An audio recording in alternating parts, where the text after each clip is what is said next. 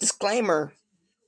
If you are sensitive to the topic of SA and predators, click off the video.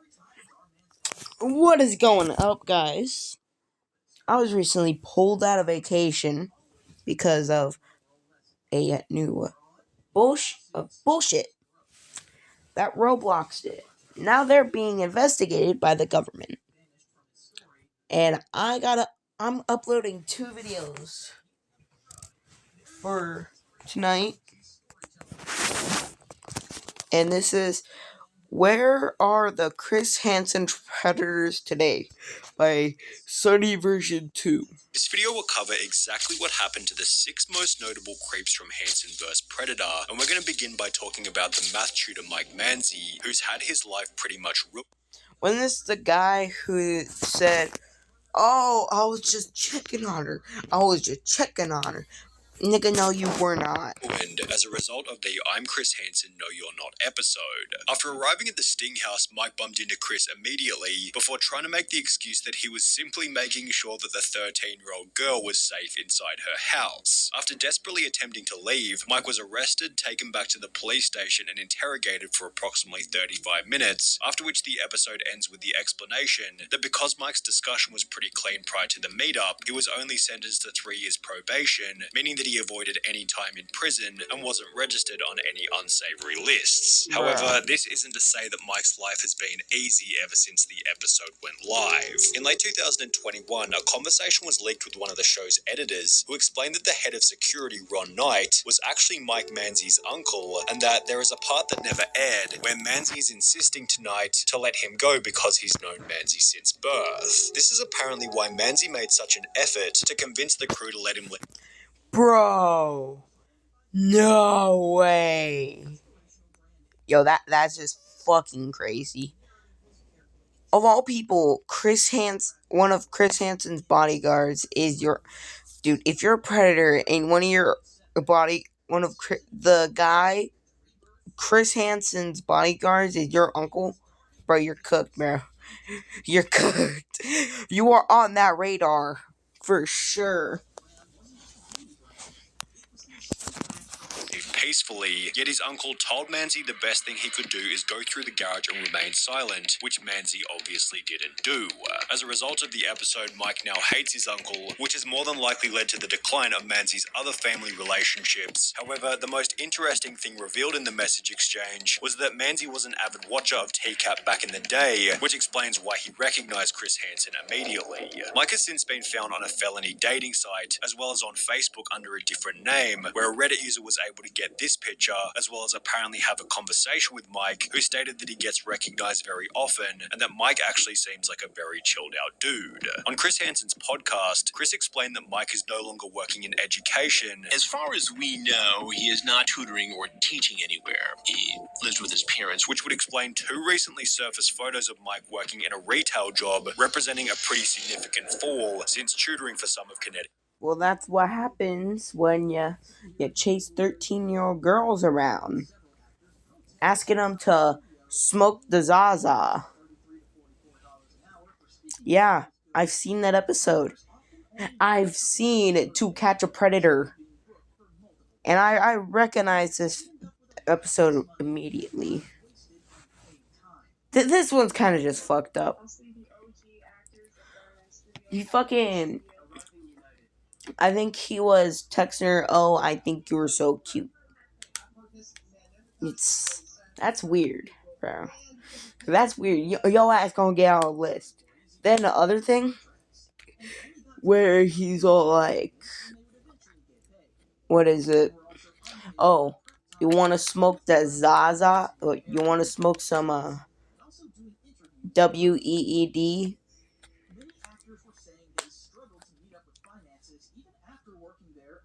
Okay, the Zaza.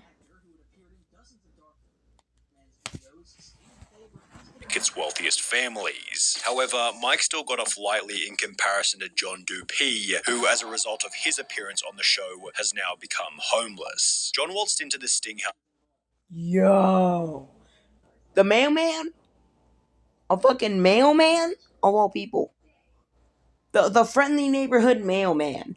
The mailman who, saying, "Hi, Mrs. Jones. Here's your letters." Looking at. Without saying I a haven't word, seen this and was so episode, though. creepy that simply standing next to him was enough to terrify the decoy, yet she apparently had nothing to worry about, as he stated that he was only there to watch the football. After revealing that John was simultaneously talking to more than one minor, he was arrested, interrogated, and given a notice to appear in court, where he'd be trolled and heckled by the attendees as he pleaded guilty. And the judge, actually, in the case, had to order the crowd to be quiet, to be orderly, because they had figured out who he was and what he was being accused of, what he was pleading guilty to. Nah, bro, I'm surprised he didn't get killed in prison. I don't even know if he went to prison, but I won't be surprised if he went to prison and then almost got murdered. Because, motherfucker, prisoners do not take child molesters and fucking child predators lightly. They kill. You get caught for child predatoring type shit, and a prisoner finds out, nigga, you cooked. You cooked. You cooked, my friend. You cooked, mate. So you're gonna get fucking murdered. And you're gonna get fucking killed, mate. John Dupee was given an 8-year prison sentence beginning in August 2016, although this Motherfucker, you cooked. Yeah, he's dead for sure. He's dead. certainly isn't where the story ends. Only 4 months into his prison term, John's brother and sister were both killed in a car accident, which happened on the very same street where the Sting House was located, and in case losing both of his siblings wasn't bad enough, there are unconfirmed anecdotes that John was also disowned by his parents after the episode went live. He was released from prison on the 24th of July 2018, serving just 2 years out of his 8 years. You know what? You guys, the court, the judges, they should have just fucking kept it the way it was. His sentence, yet after being released, John was forced to register on a public offender list, which displayed his address as a Connecticut homeless shelter. After 3 years in the shelter, John was able to move into a group house, although in October 2021, only 2 months after moving out of the homeless shelter, John violated his probation in an unspecified way and was sent back to prison for another year and 2.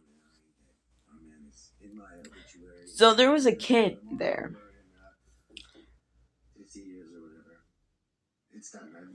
There was a fucking kid there.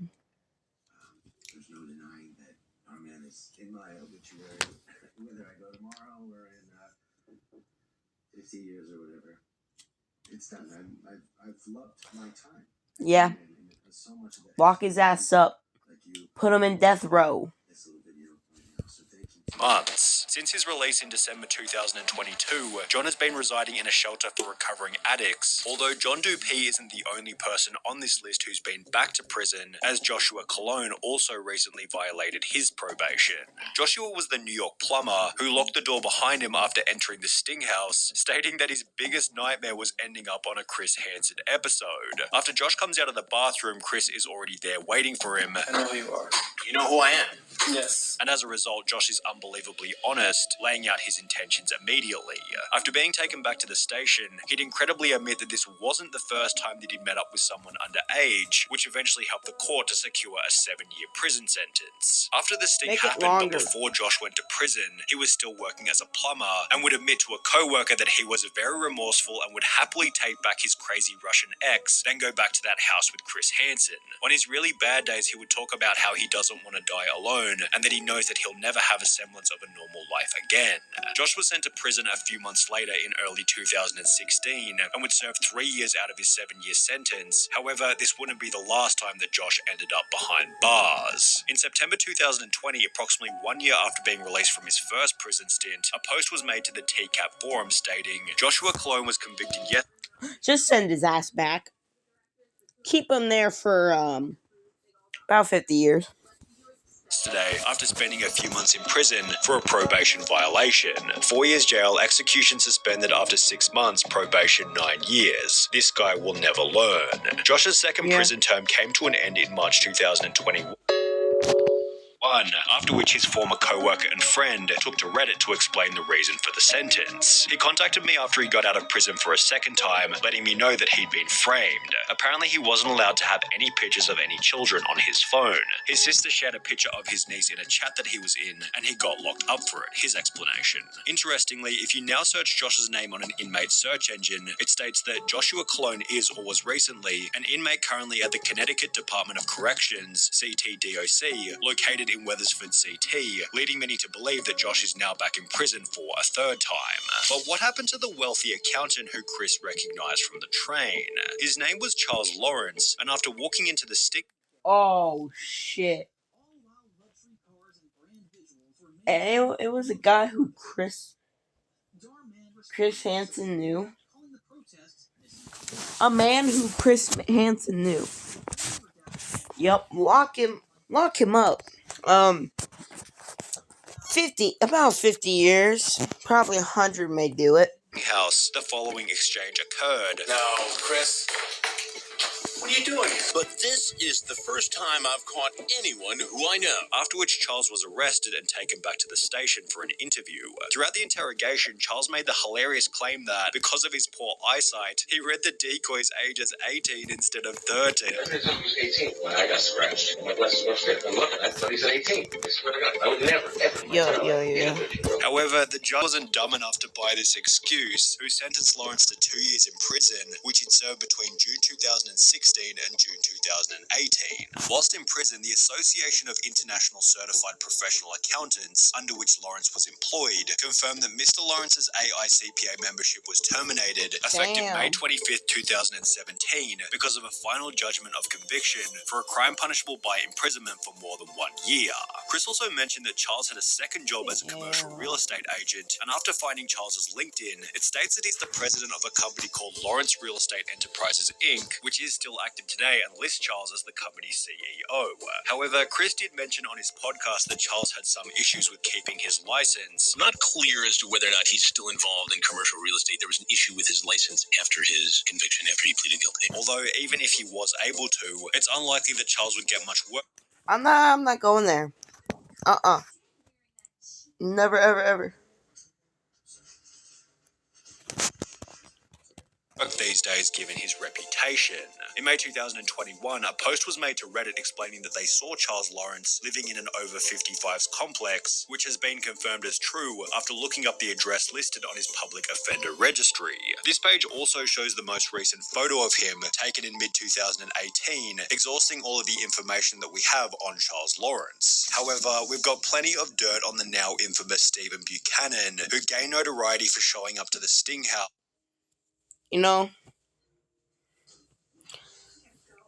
I'm just in utter shock that a military vet, a veteran, a fucking veteran, a man who was in the army, in the military, of all things, the fucking military. I still can't believe there's a guy is a child predator and a fucking military vet. So I'm not thanking that man's service. That man's service. Well, what's his name? With duct tape, a camera, and various weapons in his car. This was extra terrifying as however, we've got plenty of dirt on the now infamous Stephen Buchanan, who gained notoriety. Stephen Buchanan. I'm not giving you any praise. I'm not thanking you. Know why? You're a fucking child predator. I fucking hate you. And it's just fucked up. ready for showing up to the Sting house with duct tape, a camera, and various weapons in his car. This was extra terrifying as after arriving at the house, he refused to enter and rather tried to coax the decoy into getting into his vehicle. You want to come in? You want to go? Oh yeah, we are gonna end this, cut the video. You want to go? Bro, what the fuck do be the ads that be showing up on my shit? Can you just like come in and we can chat for a little bit? What do you want to do?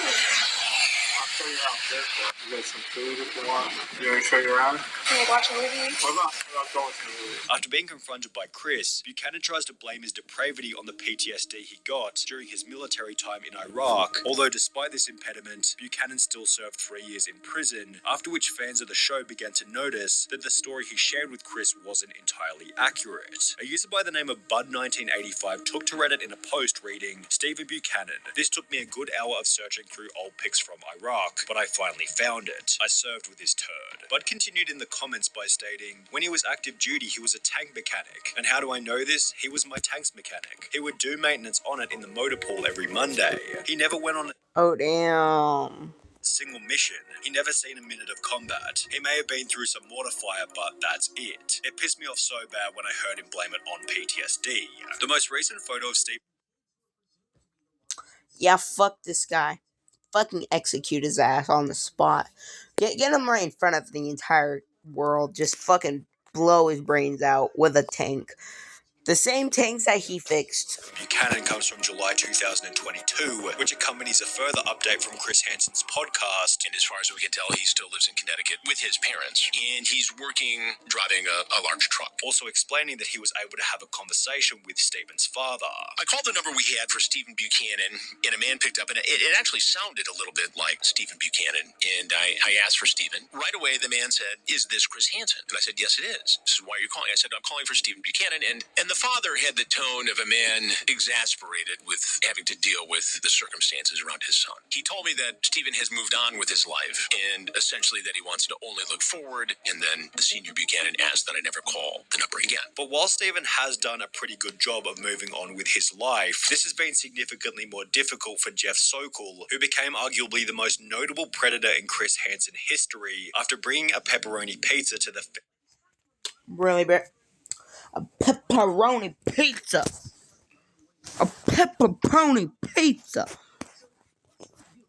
Bro, get your goofy ass out of here. Fairfield Sting House. The iconic Shave episode that became beard etched in when you YouTube history as Jeff seemed so relaxed about the confrontation that he was only able to focus on his dinner. I want to know a little bit Jeff Soul. You see how this looks, right? more about you first. Can I eat first? After Why Jeff don't you spent have a 16 seat? minutes demolishing his pizza, he'd offer Chris a slice on the way out. You can take your pizza if you like. You want a slice? I'm good, thank you. And even after being taken back to the station, Jeff maintained the attitude that he hadn't done anything wrong, according to a source who was at the station with him. He kept his cool. He was pretty confident that he was going to be able to get out of it, be able to get a good lawyer and to really take care of his case. While Jeff seemed confident that he wouldn't receive any charges, this didn't alter his reality, as after going through 3 different lawyers, he'd be sentenced to 2.5 years in prison beginning on the 27th of May 2017. Damn. So this guy, he's doing some stupid shit with pizza, basically. Whilst locked up, the Jeff Sokol episode became so popular that fans of the show tracked down the restaurant from which the pizza had been ordered and began to visit the restaurant asking for the exact same pizza that Jeff had gotten. The restaurant has since had hundreds of positive reviews, many of which subtly referencing the Jeff Sokol incident, and according to an email sent to us by a fan, the restaurant had to eventually ask people to stop asking for the Sokol special, although there doesn't actually seem to be any evidence for this claim. By the time Jeff was released from prison in June 2019, his appearance on the show had racked up a view count in the tens of millions, leading Jeff to try and change his name legally to Sonny Derek Porter. Sokol actually went to court and petitioned to change his name to Sonny Derek Porter. A few years ago, I was arrested as a part of a sting operation trying to meet a girl who was underage. The sting was part of a nationally syndicated TV show, Crime Watch Daily, Hansen vs. Predator. This episode is now available online, along with many other troll videos and nasty comments from fans of the show. In the aftermath aftermath, I've experienced humiliation, harassment, and embarrassment. One could argue that this was justified, but I've surely lived with much remorse since the arrest. Since my current name will always be linked via a simple internet search, I'm requesting authorization to change my name. Did they say no? Because I hope they said no. I'm working hard to be a better person overall and making a sincere effort to treat everyone with respect. I hope to meet new friends and acquaintances and wish not to be judged based on one gigantic mistake I made a few years ago. I hope to be judged for the person I really am, the person I am today. More than anything, I would like a second chance at a happy and safe life. However, the name change This fucker doesn't deserve it. was eventually rejected, which only led to more Good. trolling. It was then discovered that Jeff had been forced to sell his apartment, and according to this Reddit comment, which isn't the best evidence, Jeff moved in with his parents in blank. It seems like he comes from a pretty affluent family, so he probably just mooches from his parents and stays low-key. The most recent photo of him comes from early 2021, which unfortunately marks the final piece of information we have on Jeff Sokol, because despite being one of the show's most notable people, he certainly kept one of the lowest profiles. Okay. So, like, subscribe. We're getting to 50 subscribers, on the road to 50 subscribers. And, like, subscribe if you want. And goodbye.